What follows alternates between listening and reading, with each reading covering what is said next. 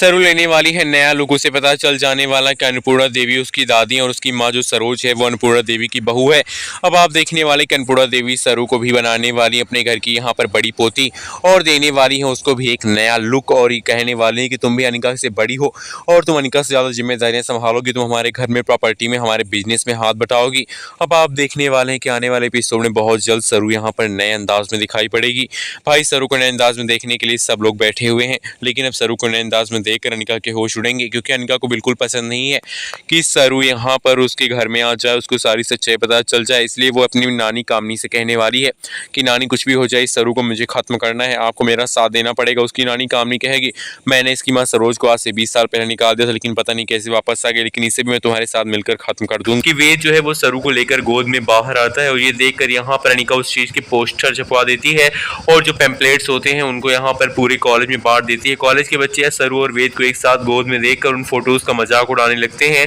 और सरू के ऊपर गंदे संदे इल्जाम लगाने लगते हैं। भाई जब यहाँ पर सरू और वेद के ऊपर गंदे इल्जाम लगेंगे तो जो वेद है वो सरू को इस कॉलेज में सेफ फील करवाने के लिए और यहाँ पर खुद को ही यानी कि खुद ही रिजाइन कर देने वाला है और रिजाइनिंग लेटर ले जाकर देता है प्रिंसिपल को और कहता है कि मैं इस कॉलेज में नहीं पढ़ा सकता। अब आप देखने वाले कि सरू कहेगी सर साहब ने मेरे लिए इस जॉब को छोड़ दिया, तो वो कहता है हाँ मैंने तुम्हारे लिए सब किया क्योंकि मेरे सपने तो ऐसे भी पूरे हो जाएंगे, लेकिन तुम्हारे सपने ऐसे पूरे नहीं होंगे, तुम्हारे लिए ये कॉलेज बहुत ज़्यादा इंपॉर्टेंट है और तुम्हारे लिए मैं अपने सपने की कुर्बानी दे सकता हूँ। आप देखने वाले कि सरू हाथ जोड़कर कहेगी आपका बहुत बहुत धन्यवाद, लेकिन मैं आपको पूरा वादा करती हूँ कि मैं आपको यहाँ पर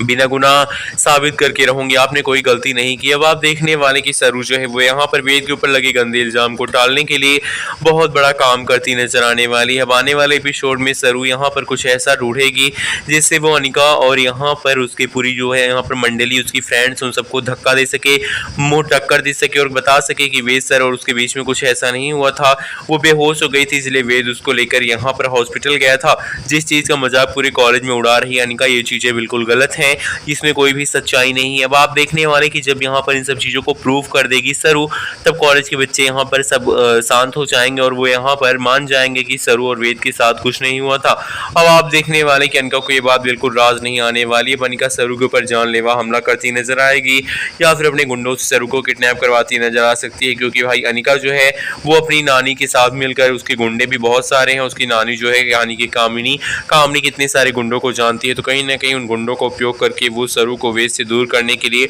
या फिर अपनी ज़िंदगी से बाहर निकालने के लिए ज़रूर करेगी। वीडियो को लाइक करके बताइए क्या होना चाहिए कहानी में।